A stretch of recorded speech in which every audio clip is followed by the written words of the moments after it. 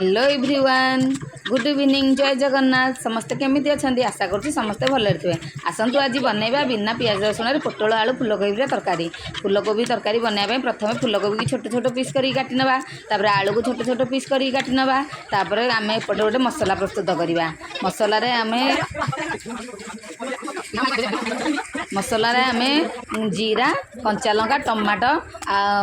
अदा पकईकी पेस्ट करना कड़े बसई लुण हलदी पकईकी फुलकोबी आलू भल भाव में भाजीदे फुलकोबी आलू भल भाव में भाजीगले बाहर करदे पोटल को से कड़े पकईकी भाजीदे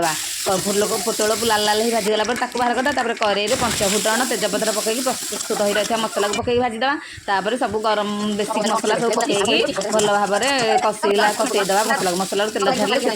भजा हुआ परिया पकईकी आगे समय कषीदे गरम पानी देकी घोड़े टे समय सीझापी छाड़दे मसला सीझीगला से गरम मसला धनिया पत्र पकईकी तरकारी प्रस्तुत करदे बर्तमान आम तरकारी प्रस्तुत हो जाए। आम भिडियो भल लगे लाइक करा भूलें नहीं। Good night.